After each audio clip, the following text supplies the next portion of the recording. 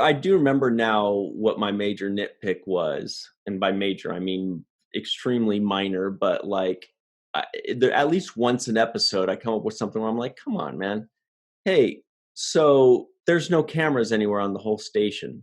Three people just came, abducted somebody, tortured them, branded Quark, and they're like, did you see what they look like?" And I'm like, you don't have cameras in the future? Dude, nobody has any cameras in the future at all. I actually wrote that down. I'm like, where are the cameras? Yeah. Gas stations can tell you who came in and branded somebody on the head. But 300 years in the future, Starfleet was like, well, we don't have any cameras anywhere. What about your sensors? What about logs? What about all the technology you have? I don't know. That's one thing. The other thing, now that we're doing this, because it's a snowball effect. It's the nitpick hour. It's the nitpick hour, but they brand him. I mean, how effective is a brand if it can get taken off in the same amount of time that it gets put on, right? Well, that's their technology now, I guess. But yeah. Yeah, so it's like I brand you, but you can take the brand off in about 30 seconds or less. So not exactly that effective.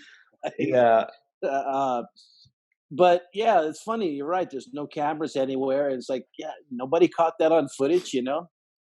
What were those characters? I actually want to know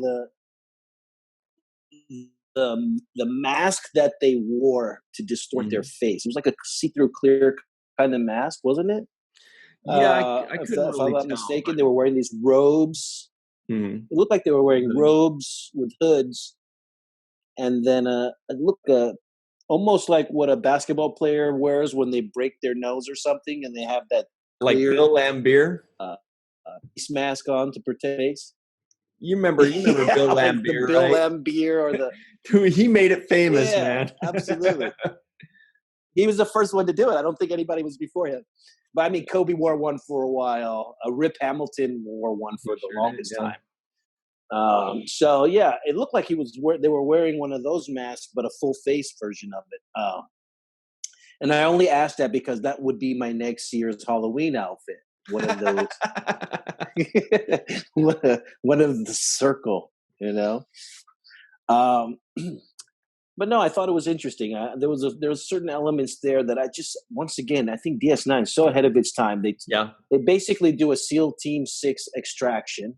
Yeah. You know, which is something we end up seeing in real life later, like, you know, in recent history. They have this organized terrorist cell that goes around branding people, you know, which is something, teaching them a lesson. You know, still, like I said, something that we see in today, you know, in different ways. Mm-hmm. I see these kind of organized groups that have logos and go around and cause mayhem, you know, for a purpose, but they do it anyways. You know, I can name whatever Antifa or whatever it is that do it, or extremist groups, but they have logos. They walk around, they cover their face in some cases, you know, and they show up to protest and make a point. Yeah. So, I mean, once again, you look at DS9 and here they are 20, 25 years before these things come to life in our own world, you know, and in reality in different ways. You know, it's funny because I actually keep hearing this word deep state, and I don't think I've ever heard of deep state prior to the last, let's say, 2 or 3 years. Oh, really? Yeah, I don't remember 20 years ago people talking about the deep state or deep state. I had, but I'm a nerd. So okay. Yeah, no, it's true. Like I never heard the mainstream media and everybody talking about it, you know.